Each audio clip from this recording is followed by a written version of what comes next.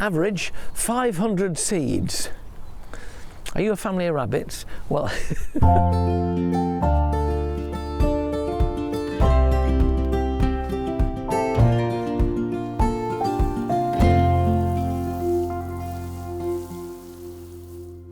you know, I reckon there's nothing more satisfying in gardening, apart from being out in the open air, than growing your own fruit and veg from seed. It's late spring, the sun has warmed the ground, and I'm out here on my veg patch about to commit those seeds to the ground. Now, you might think you need loads of space to have your very own kitchen garden, but you don't. You can do it in the tiniest area. I'll be showing you that in a minute. But first, I'm going to make a start in my own modest-sized kitchen garden.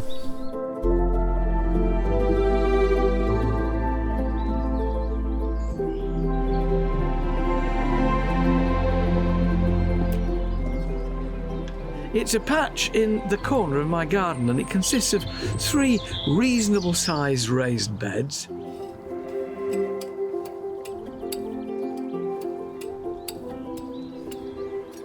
The soil inside the beds has been enriched with some good organic matter and a sprinkling of blood, bone and fish meal to give my new seeds their best start in life.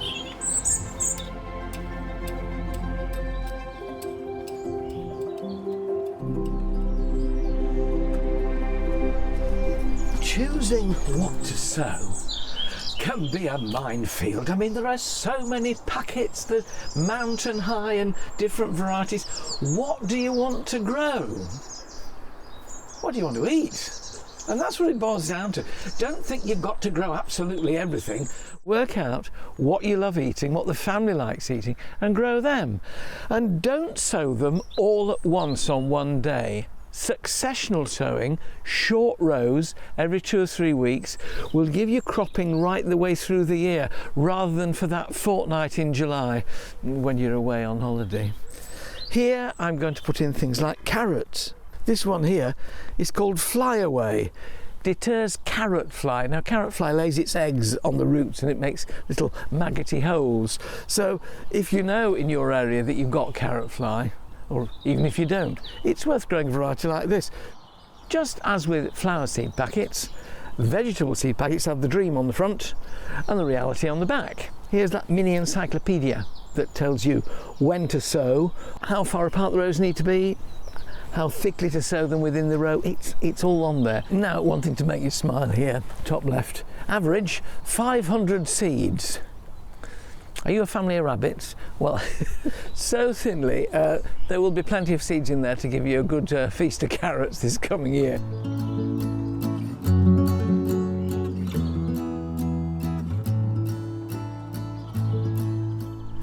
So what do I need?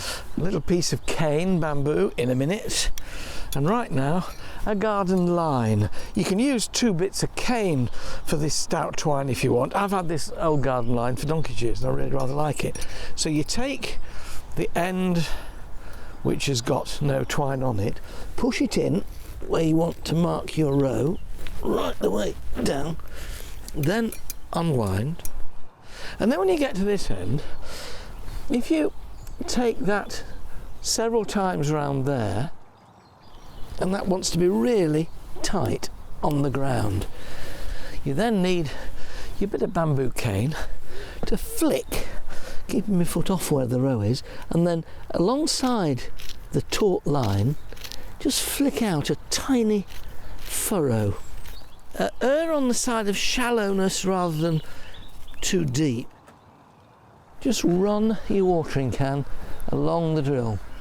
All you're doing is getting a degree of moisture in the bottom of that furrow to make it instantly amenable to seed growth. Seed packet in pocket, and here are your seeds. Now, carrot seeds are not particularly large, but they're large enough to get a pinch of in your finger. Each one of those a carrot, potentially. So start at the end of the row and very gently take a pinch in your hand. Don't crush them, but lightly sprinkle them so the seeds are nestling anything up to half an inch apart. They've got to have room to grow. It's not an exact science, and you'll find that some are filmed closer together and others are further apart, but you will get there, and when you get to the end, keep the rest of the seed in the packet. You've got to be patient. It'll be 2 or 3 weeks before they're up, but I've got to cover them first. You know, my granddad, to label his row, would always have a bit of cane, and he'd take the outer packet and he'd push the cane through it, and he'd mark his row like that, which was lovely, provided they came up quite quickly, because if they didn't, that would rot in the rain and you'd forget what was there. So I've got a better label at the end. But what I want to do first is to take up my line out of the way. It won't disturb the seeds. There they are, they're all in there. Out that comes. And this is where the rake does come in handy, because you can reach across with it just to fill that furrow back in, very, very gently, teasing back the soil on either side. They need a really good watering in now. Now, don't use a hose pipe with nothing on the end, because you'll just wash them out. So a very gentle sprinkler head like this, which distributes the water evenly and gently, and you can give them a really good soaking in. Don't just think, you know, by doing that and stopping there, that's enough. It's not. I'm going to be here for a couple of minutes yet, so I'll see you in a while.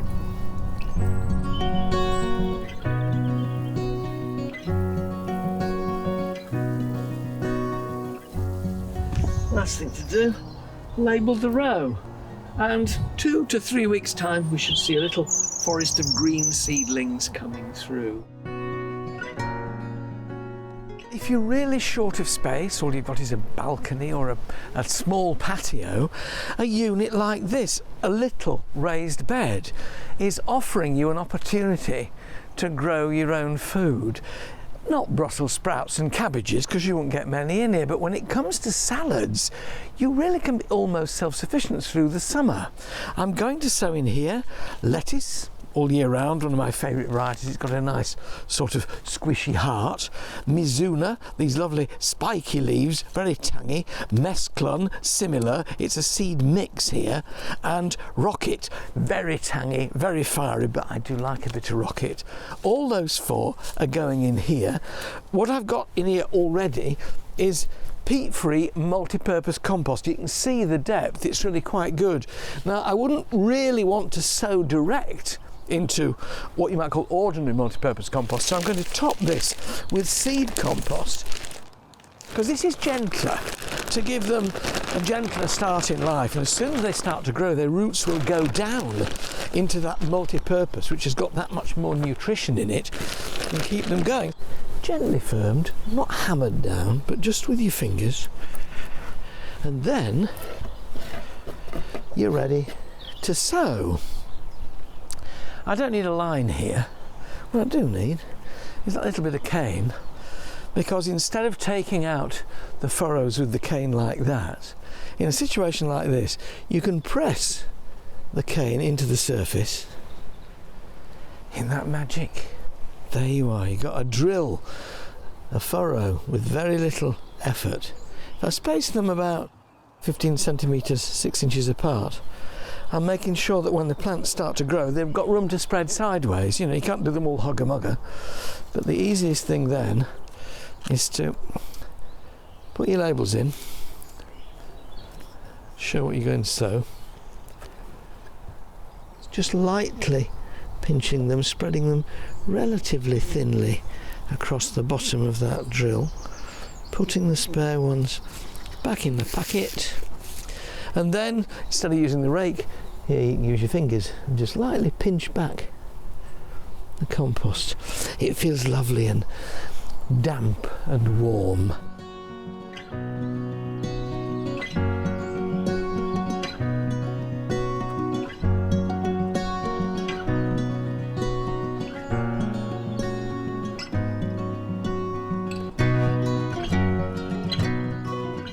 There we are.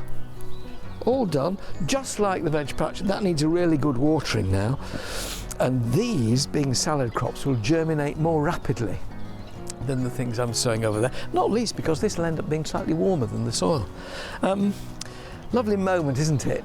Full of promise. You've got your seeds in, and the promise is that sometime during the summer, with a bit of sunshine, a bit of rain, following wind and a bit of luck, you'll be able to eat your own homegrown veg. I'll be posting new videos each week, so subscribe to the channel below and let's get gardening together.